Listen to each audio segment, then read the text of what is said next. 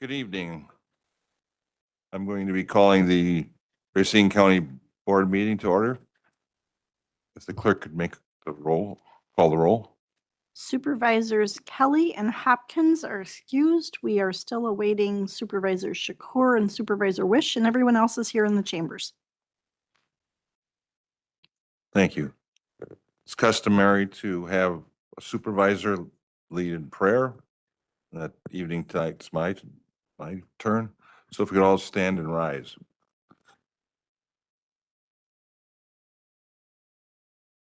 Dear Lord, at budget time, we need the wisdom and foresight to move forward and make Racine County a better place for all the citizens. Give us the strength and the knowledge and the willpower throughout these next couple of weeks. Amen. And the pledge. I pledge allegiance to the flag of the United States of America and to the republic for which it stands, one nation, under God, indivisible, with liberty and justice for all.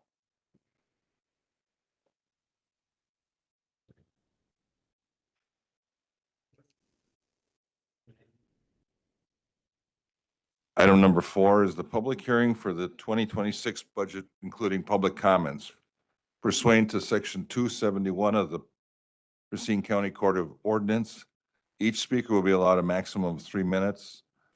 Vice Chairman Meyer will be keeping track, or he'll give you a countdown prior to. And if anybody wants to make any public comments, there's sheets on the back table. Get them up to the front and we'll call your name. We have a few here, and I apologize if I butcher your name. So, and then when you get up here, state your name and address for the record. Okay. First up is Joe Perroy. Perroy.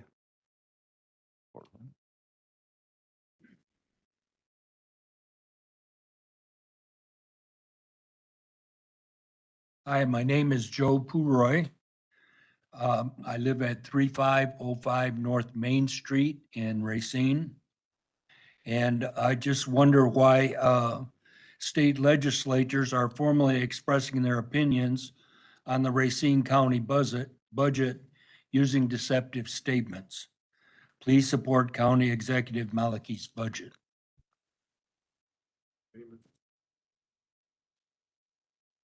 Second is Ephraim Kellegrun.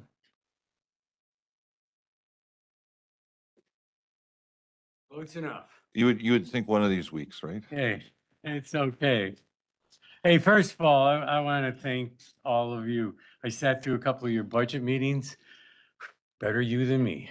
So thank you very much for your questions and how you do your deliberations. Does that come for part of my 3 minutes? Look, I'm here to talk mostly about the $20 million in sales tax that we're going to get, our sales tax that we're going to get back from the state. And I read that 4 million is for property tax relief, 16 million for our budget. And my ask here is going to be that we increase as much as possible the budget items for health and human services. That's basically my ask. And I was here for one interminable budget meeting last week, and the sheriff spoke. Sheriff Smalling spoke about Hope Otto, the head of Health and Human Services. And I thought, yeah, I wrote it down. He says, he leans on Hope Otto for, well, you were here, you heard him, mental health issues, abused children issues, suicides, crisis intervention. And he said, quote unquote, I cannot do my job without health and human services. And so they go together, and we need to be funding them a lot more. Notice in this report, the frequently asked questions, youth aids are going to be diminished from 3.9 million to 3.8 million. Crisis intervention services, for God's sakes, decrease from 2 million to 1.4 million. I don't know what property tax relief means. I'm a resident, I have property, I pay my taxes. I'm proud to pay my taxes. Our taxes support so much, but it's called property tax relief. I would rather have relief going not to my property tax. I'd rather have relief going to the most vulnerable in our society, for God's sakes. Crisis intervention, youth aid, not to mention the other things that Health and Human Services does, aging, the vets, shelters, and so many other things. That's what makes us human. That's what makes us human, not our property tax levy. I hope you can consider that, and really thank you for your time and all the work that you do. Okay, mispronounce some other name now. Mike Frontier. Good evening, Mike Frontier, 1127 Lake Avenue. Again, thank you for those long meetings. We appreciate your work. There was a recent program at the Rondell about civic engagement. The gentleman who wrote the book Bowling Alone researched in communities that had more civic engagement, politicians and policies were viewed as more acceptable. Very powerful research. Italy in 1980s changed its gave more power to local authorities, and they measured engagement, bocce tournaments, all this. In the United States, about 1990, we had 5 picnics a year. It's down to 2. Dinner parties are gone. People are in a hole. They don't even walk in stores anymore. They drive through. We need to be talking to each other. I have found talking to your colleagues on the board here is very supportive. They're listening. This is critical to good government. To that end, the Racine Interfaith Coalition is having a town meeting next Wednesday at Low Dailies in Burlington. We want to go over the Green Book data. We invite you to be there. If you can, it's from 6 to 8. And we need to just be talking about these policies so we understand them more. And as Supervisor Horath mentioned at the last meeting, you know, to be last in Health and Human Services, Pastor Yepram referred to this. We just need to understand. It's great to be saying we're efficient. I was talking to somebody who works in crime prevention. And by the way, violent crime, as we all know, is way down. As we get this report on policing, we really need to look closely at that. As I understand it, 60% of our $60 million budget goes into public safety. I know part of that problem is our legislators. Mr. Voss, we don't pay our public defenders. We have people in jail way too long, can't get adjudicated. And then he comes down on a county budget that you're putting together and he doesn't fund it. We're of 72 counties, we're 69th in getting money back from Madison. With Robin and his colleagues, Bob and Van, what are they doing to help us here? Sure, let's give more money back, but provide some money for Madison. They're sitting on $4 billion of our money that could be going to help people. So we're here to learn. These things are very complex, and I entrust you with asking these good questions as you build next year's budget, because we know at the end of next year, a lot of supports that help hope may not be there. Thank you. John Scott.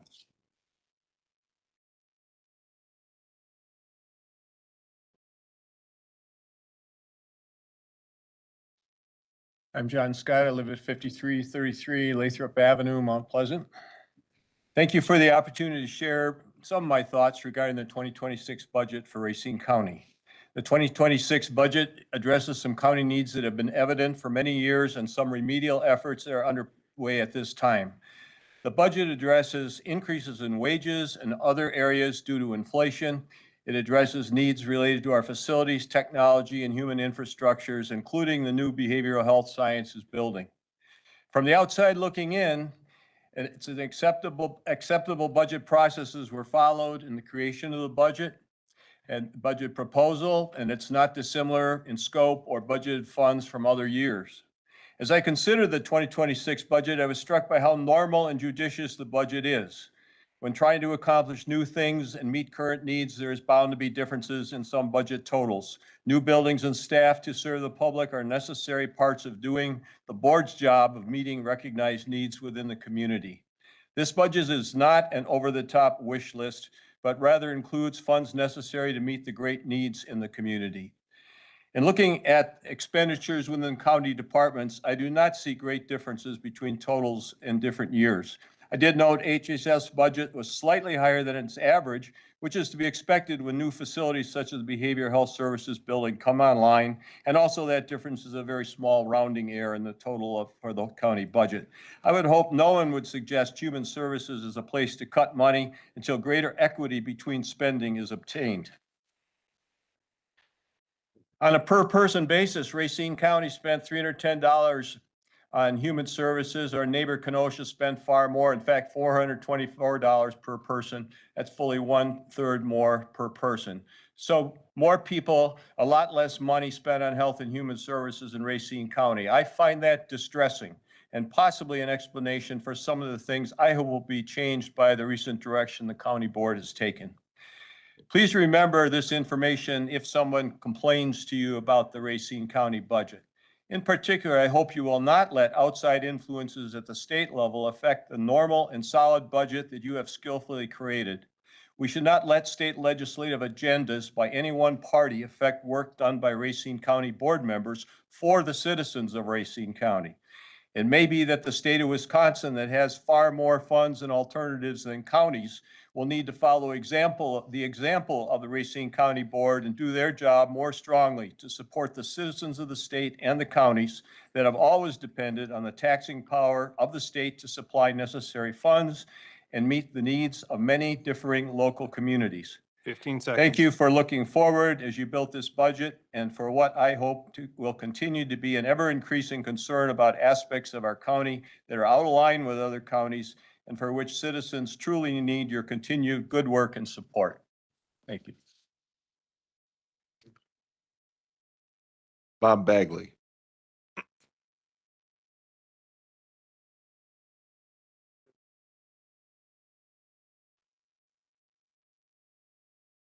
I'm Bob Bagley. I live at 1435 Spring Valley Drive in beautiful Racine, Wisconsin.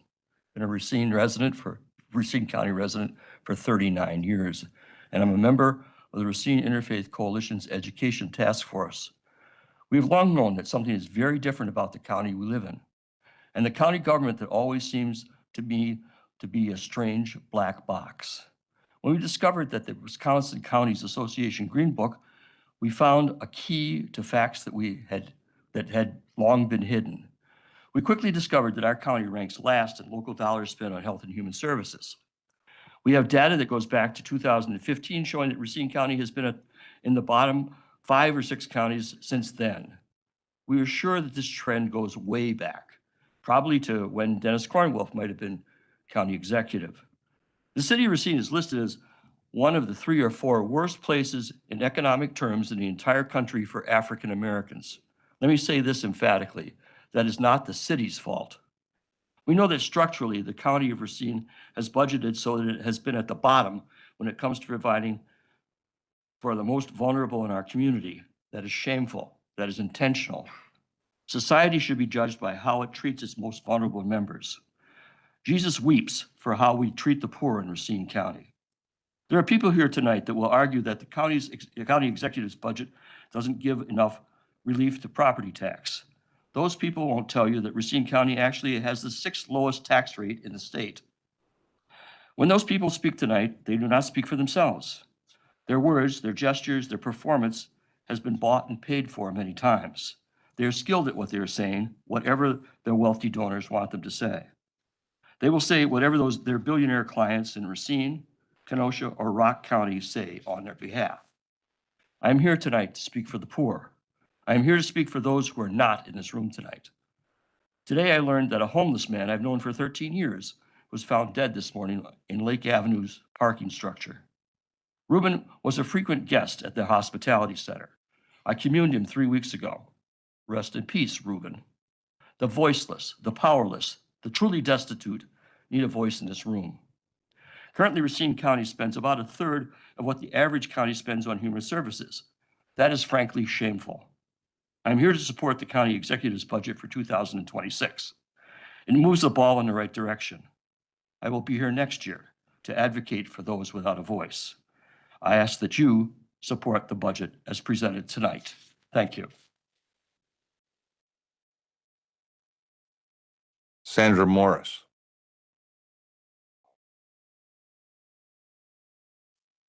Hi, I'm Sandra Morris. I live at 908 Belmont in Racine. I've lived in Racine since 1998. I came up here as a single mother and a veteran. I raised my 2 boys and they went to the Naval Academy. I had to struggle. I had to watch my money and I was successful at it. But you take 2 families, you take 2 businesses, you take 2 counties with the same amount of money. And it goes down to decisions and how the money was spent and how smartly it was spent. I come here to ask you not to raise property taxes, but to be smarter with the money. You can have seriously 2 people that make the same amount of money, same amount of people in their household, and they make different choices and they spend it differently and they have different habits. So maybe we need to look at different approaches to solve the issue to be successful. Because it's not always about giving more money. Sometimes it's about pulling in and making different choices. So I ask you to care for the people that are struggling and that have limited money and don't raise any taxes on anyone. Thank you.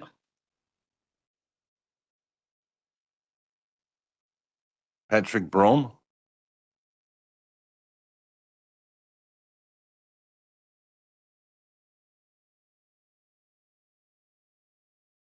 Good evening. Patrick Bohan, 5840 Winbrook Court, Mount Pleasant, Wisconsin. Thank you for this opportunity to share a few remarks regarding the 2026 Racine County budget. I am the president of the Board of Directors of the National Alliance on Mental Illness of Racine County. We are the nation's largest grassroots advocacy organization on mental illness. And our Racine County chapter is one of the oldest in the country, established in 1979. And I can tell you tonight that we are at a better place than we've ever been in the delivery of mental health services in our community. And I want to extend thanks to all members of this board that have voted in the past to invest in these crucial community-based services that emphasize early intervention and helping our fellow citizens in Racine County whenever possible that have mental health needs. I also always like to take an opportunity to express our gratitude for a tremendous asset we have in Racine County, which is the professionals in our Racine County Behavioral Health Services Division. These are dedicated, innovative professionals on the front lines every day, and we certainly benefit from their role as well as the leadership of the Human Services Department. As a longtime resident, taxpayer, and mental health advocate, I urge you to support the budget proposed by the county executive. It is fiscally responsible, as has been mentioned, budget that maintains essential investments in community-based mental health services for youth and adults. The demand for Racine County behavioral health programs has risen 73% between 2022 and 2025. We know we have a mental health crisis in this country, and this county has taken action to respond, but we must continue that action. Long experience, and I've been at this for a few years, as some of you may know, teaches us that investing in things like mobile crisis teams, community-based responses, crisis diversion programs is in the best interest of our community members affected by mental illness, as well as the taxpayer. The daily rate, if someone needs to go to Winnebago Mental Health Institute for care and treatment, is $1,950 per day. Community-based services give us the best outcomes and reduce costs. Please continue to maintain those investments as the county executive has proposed in his budget. I leave you with a couple final thoughts. First of all, we understand as advocates that mental health is a combined local, state, and federal responsibility. So we will continue to advocate the state and federal level to ensure equitable distribution of funds to support these services. And we're very excited about the development of the new mental health center. It is a hope for the future. So thank you for supporting that. Please support the county executive's budget. Colin McKenna, Guinea?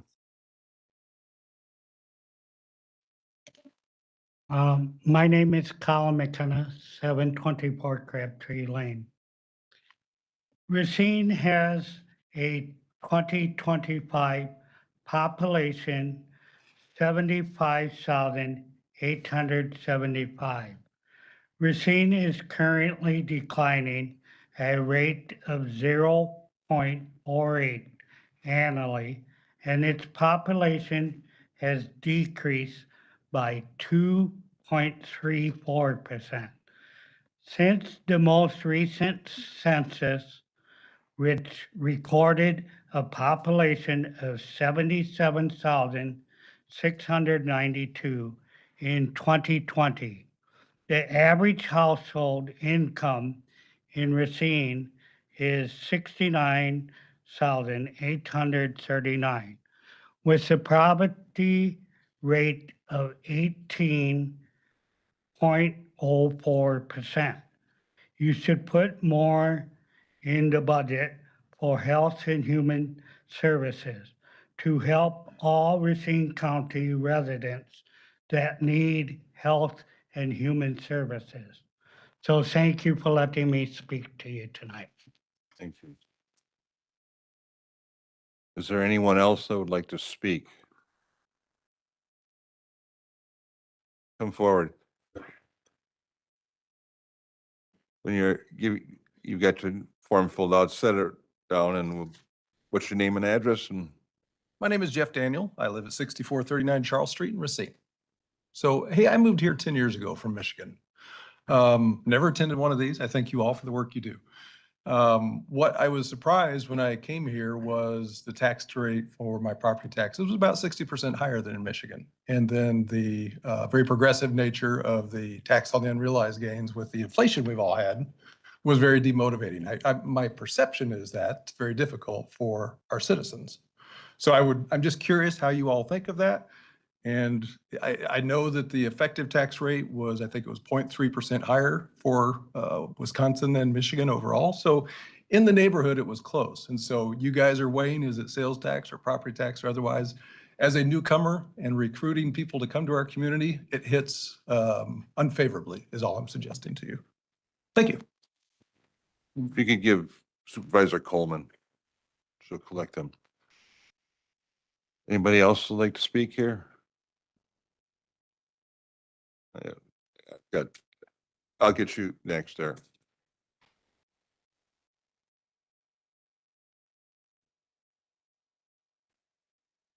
Good evening. I'm Tom Witherston, 8722 Dunkelo Road in Franksville, and the Caledonia Village President. I'm here tonight to say thank you to all of you for all the hard work you guys do in putting together this budget. I know it's not an easy task. It takes a lot of work. I'm really impressed by the audience here tonight because when we did our budget, one person showed up to listen to the most important bill we do annually. One person. So this is really good to see here. And I'm really glad that you guys put all this work into the budget. I don't want to call it Ralph's budget because he's only been with you 9 months. So we're going to call it your budget. Okay. Because you're the guys that have to vote on it. I'm in favor of the budget. I spent the entire afternoon reading that budget. I didn't fall asleep. There's a lot of money in there, a lot of good detail. There are some things that are factors that I see it in the village too, is like the price of salt has quadrupled since COVID. Trucks, snowplows have doubled in price. These items, healthcare has gone up almost double, health insurance. So I look at your budget with that same eye and I see a very well-run county and I'm very proud of you guys. So thank you very much for your time.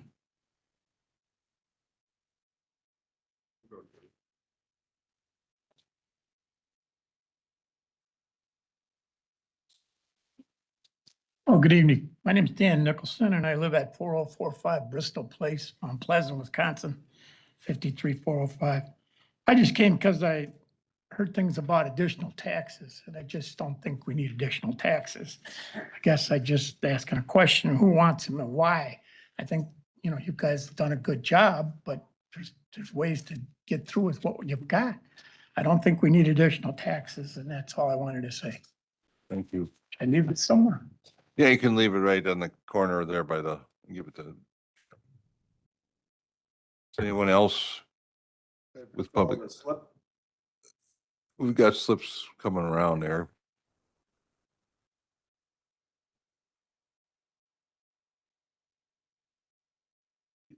We can, yeah, but you should come up and speak and you can fill it out and hand it forward.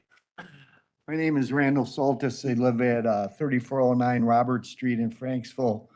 We just moved almost a year ago out of Racine after there was a shooting a block away in Racine. I grew up in Racine my whole life.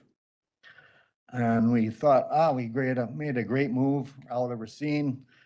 And now the data center could be a thing, and now you're gonna raise our property taxes 7%.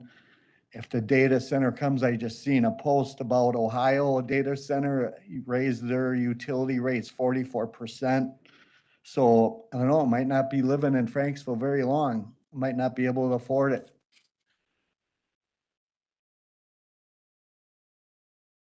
Anyone else want to speak? Does anyone else want to speak?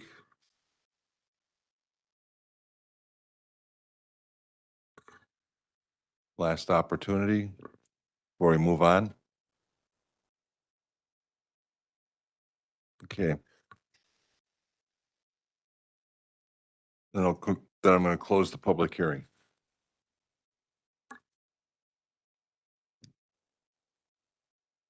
Item number 5, reading of the minutes of the previous meeting, which is automatically waived unless requested by the majority of the members present.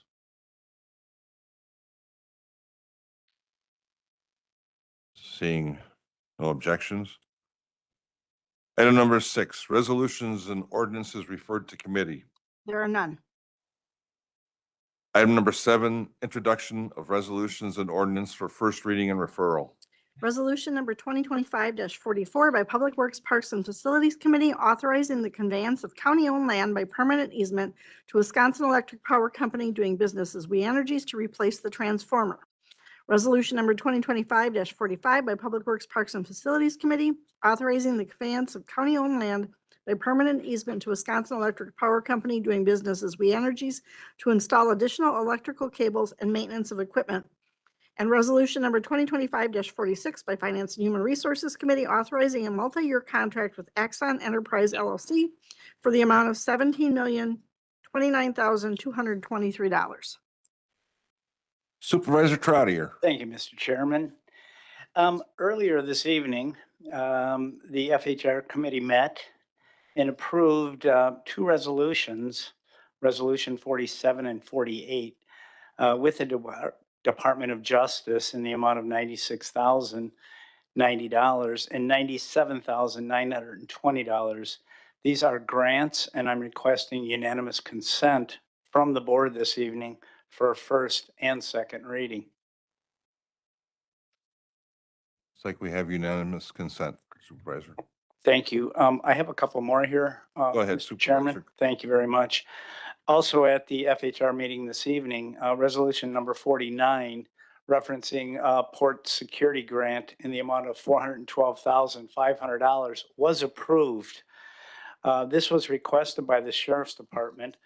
I am asking for a first reading tonight without objection. Seeing none. Thank you, Mr. Chairman. I have 3 more. Okay. Go ahead. Thank you, Mr. Chairman. Again, this evening, the Racine County Executive Budget and adopting the budget as amended, I am looking without objection to be read to the first meeting this evening. Seeing no objections. My second last request, Mr. Chairman, at tonight's FHR meeting, it was approved to authorize the issuance and establishing parameters for the sale of not to exceed $550,000 in general obligation promissory notes, Series 2026B. Without objection, please include for first reading.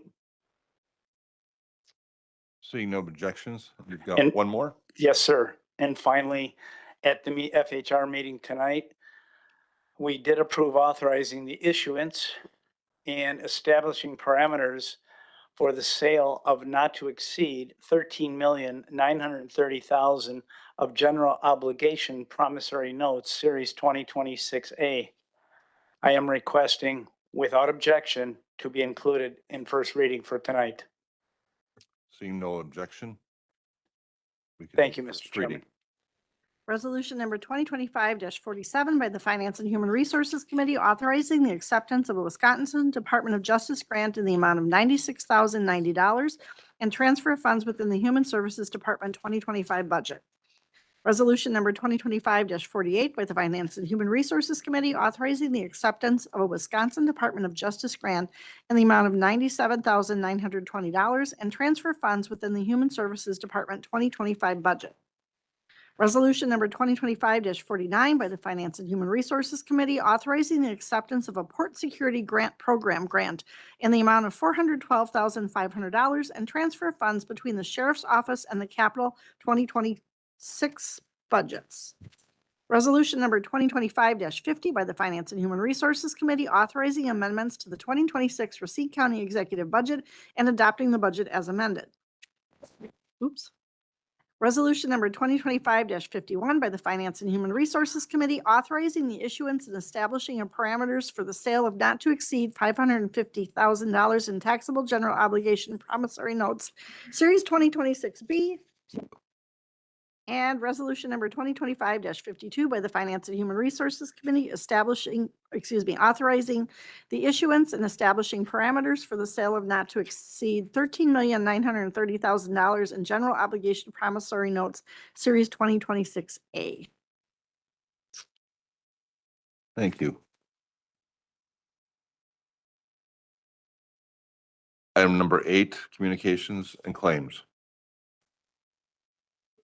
Number 1, notice of exemption from county tax for library services for the year 2026 from the Waterford Public Library and Rochester Public Library. And number 2, we had a public comment from Felicia Kelly.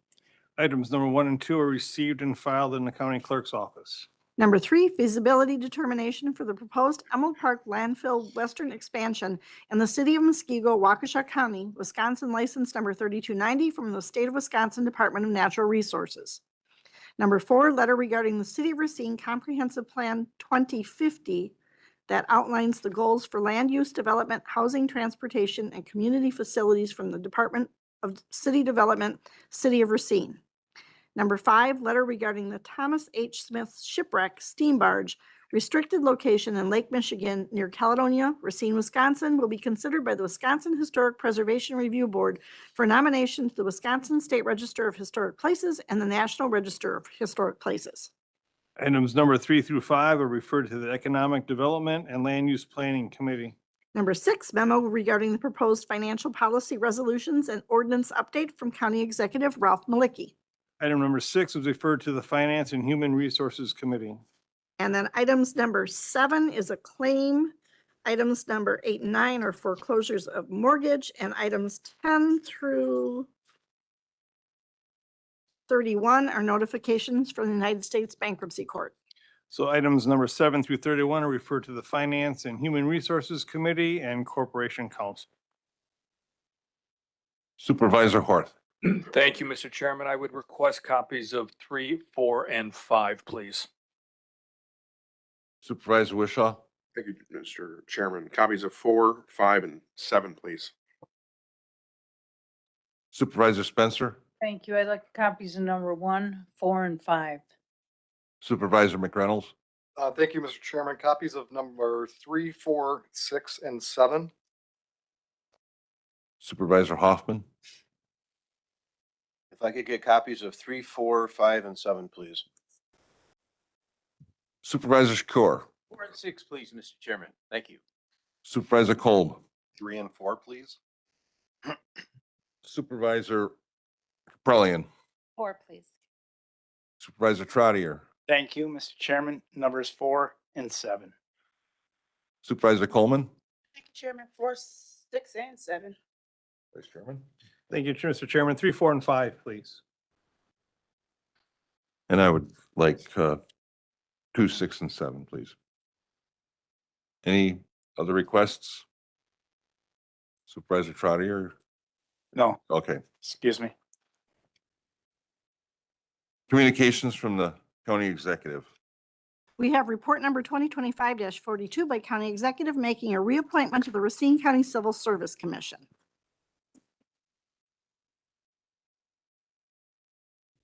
Health and Human Services or executive? Finance Committee. And report number 2025-43 by County Executive making reappointments to the Racine County Board of Health. Health and Human Services.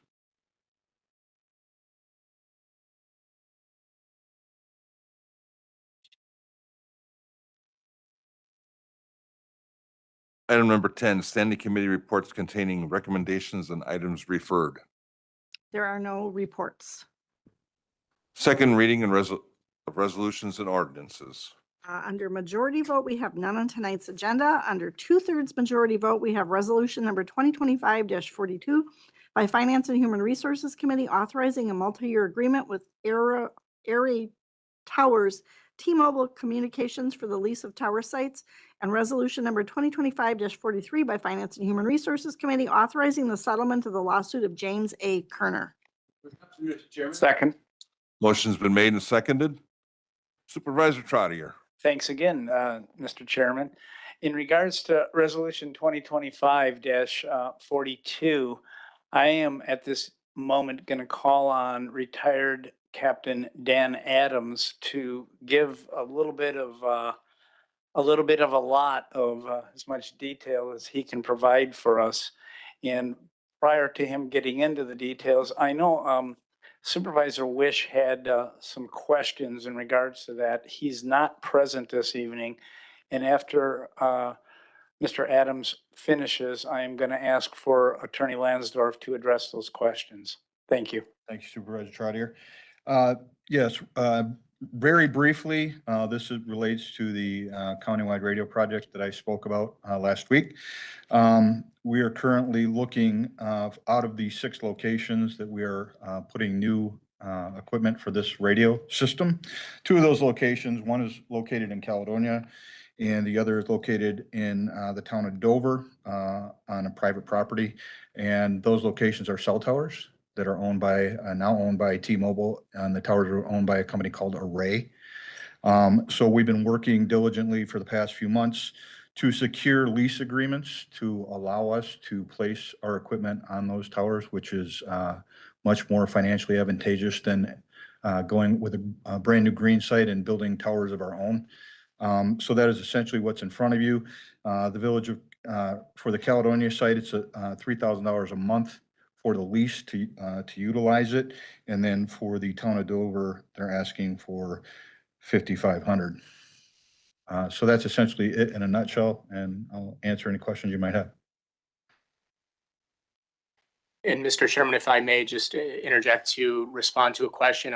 So by way of background, Supervisor Wish asked a question both at the committee level with the Finance and Human Resources Committee, and then I believe last week in the context of one of the budget discussions, his question related to a scenario whereby a third party could potentially come in and offer more money to utilize and effectively supplant the county from continuing to use the 2 subject tower sites, or even potentially triggering a significant rate increase against the county. So a valid concern. What I'm pleased to report is that both of these leases have been the subject of extensive negotiations, and the lease agreements both address, and the county is well protected against termination or eviction due to a third party offering more money for either of the locations on the towers. Collectively, there's a number of different provisions that we've ensured exist to ensure that the licensor Array, T-Mobile, that they could not terminate or fail to renew our lease for financial or business convenience reasons, including accepting a higher offer from another entity. Really, the only termination right for the licensor is in the event of true abandonment or discontinuance of business at the site. And then in that event, the county would have the option of purchasing the site if it so chose. As an aside, I will note that one of the remaining issues that we are still working to address, and I would expect that we would have this resolved well before the second reading, is to address another scenario to strengthen protections in the lease agreements as it relates to the licensor's sale or transfer of the site itself. In other words, not use of the site, but sale of the towers outright. And so we're working to just strengthen and bolster some of the protections in that specific provision. I would expect that we would have that resolved and could present that slightly modified. It doesn't substantially change any of the other key terms, price, duration, things like that, but just putting things more in the county's favor as it relates to that one particular scenario. Thank you. Any questions, Supervisor Horth? Yes, Mr. Chairman, thank you. I know that you said that you're going to be utilizing the existing locations to be able to put the new equipment on. Is that correct? Existing Towers? towers, correct. Okay.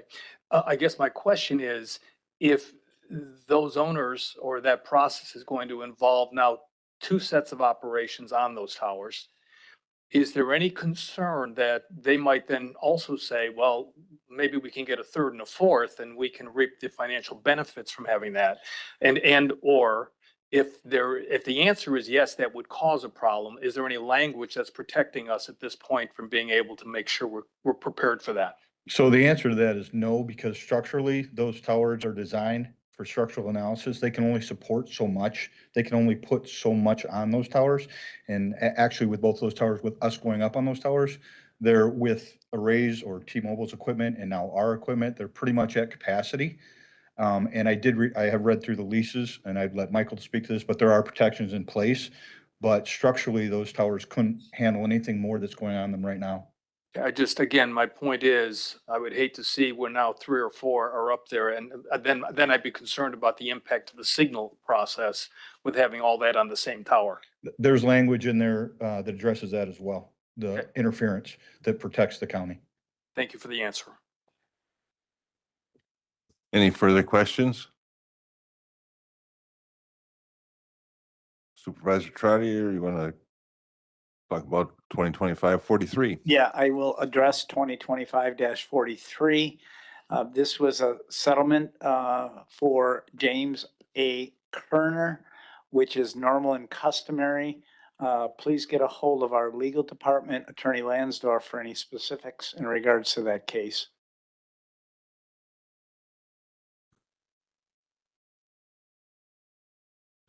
These are both 2/3. 2/3, yep, 2/3 majority vote. So if we could get our roll call system up, John?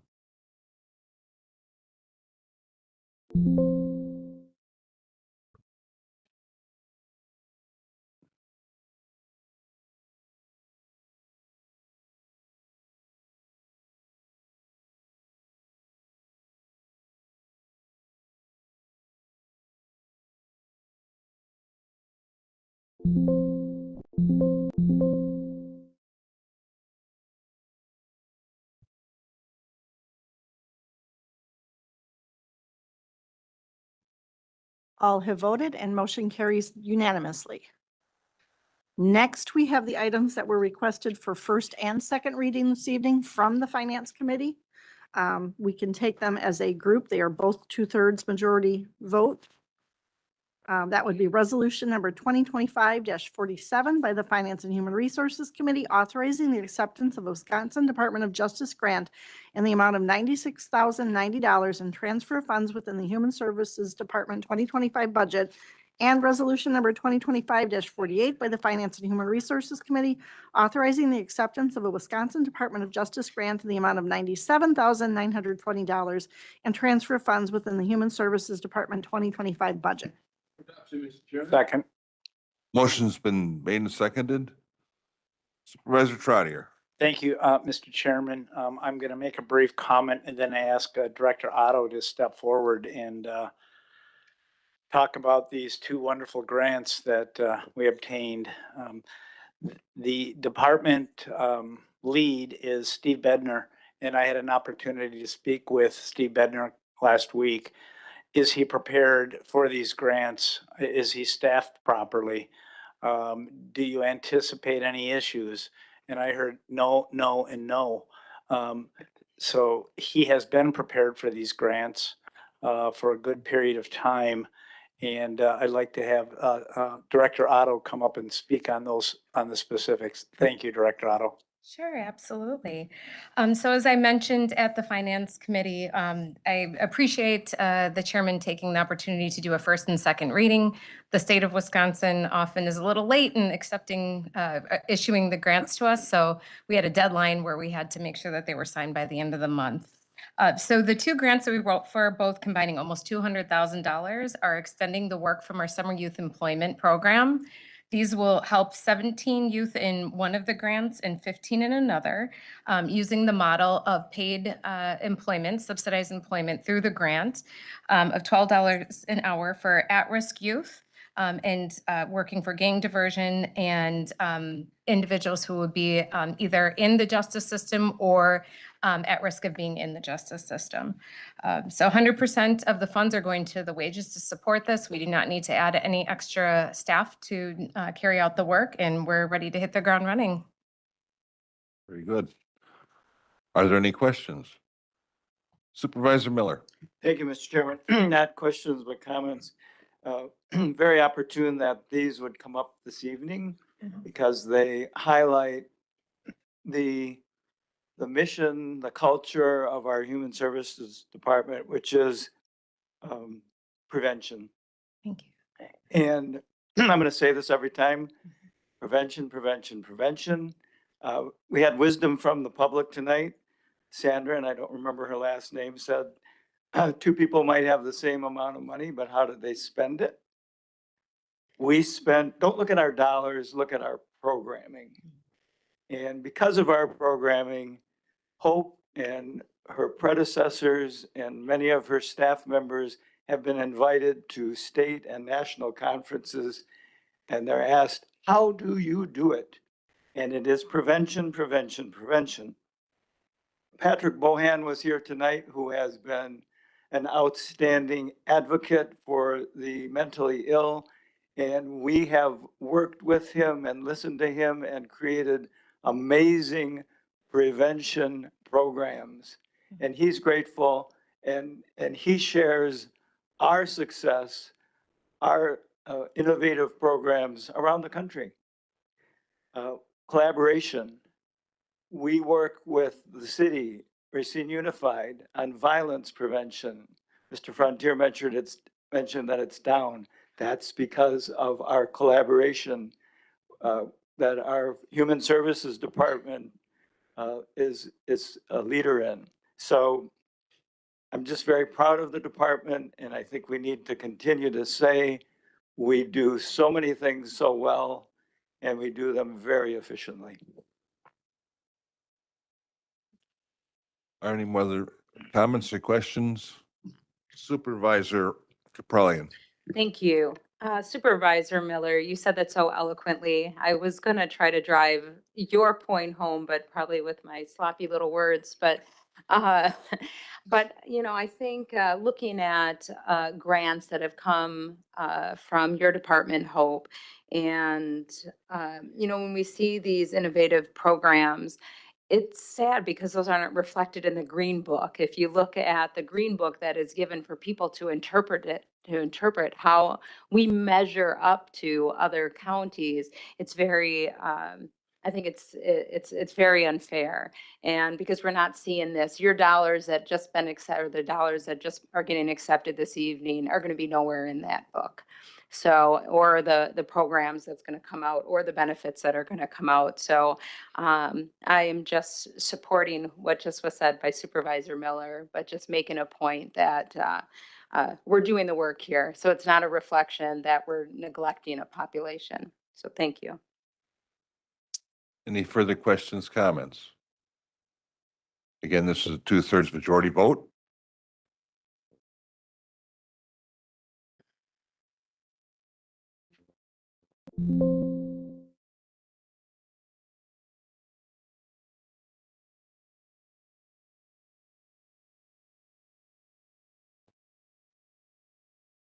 All have voted and the motion passes unanimously.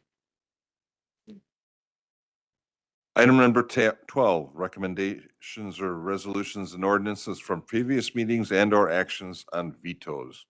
We have no items.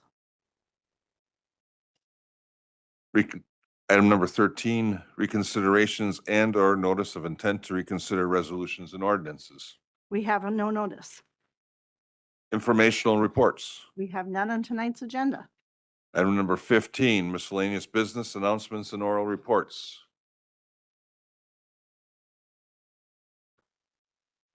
I would like to call a standout in my district, Ella Hansen. She wrote a essay about town government and was awarded a scholarship. She's a sophomore at UW-Madison at the Wisconsin Towns Association last week. Nice. Yeah.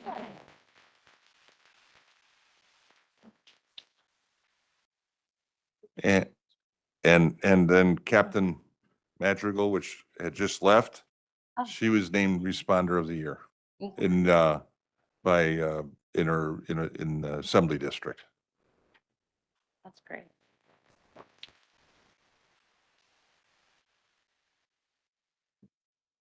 Is Supervisor Zimmer out there yet? No. It's Supervisor Zimmer, Director Zimmer. Anyways, the amendment process, if there is going to be an amendment, Supervisor Trotter, you said Monday at close of business? Correct. Get them up to the Finance Department. And then your committee meeting, Supervisor? Wednesday, 5 PM. That is, what day is it? Excuse me. Help. 29. Thank you. 10/29. In this chamber? Yes, sir. Supervisor Caprellian. Thank you. You know, I always love to highlight what our youth and governance are doing, our past and present. And I don't know if you remember our two-time serving Madura. She has sent me an invite in which I'm extending the invite to you, to the audience, to those who are listening in. So not only is it Madura, but also Tria, who is one of our youth right now. So a lot of this work is what I would just announce is really thanks to all of you, thanks to this county board, and to the mentors as well, just to empower them to just keep giving of themselves and find ways that they can be impactful beyond just their space and beyond. So the Madura and Tria are part of a group that is organizing a 5K run and walk at Case High School. But this is to support 3 initiatives, projects focused around education and environmental projects in India. And 3 of the focus areas are rural education projects, innovative hub, and a save soil movement, which empowers women farmers and training them in eco-friendly manners. So, you know, I would hope that you could find it in your heart and time to support them on November 9th. I believe that's just early in the morning, 9 to 11. You don't have to run the 5K. It's really friendly. They'll have some free bakery too. Please just come walk around and support. I'll be happy to maybe, could I send it to Wendy to send out the invite for all of you, and you can sign up or just donate. And then, so as that warms your heart, here's another thing to warm your heart and your stomach, as we talked about Captain Madrigal. they are part of her church at the Ladies of St. Mary's Parish, make homemade pies.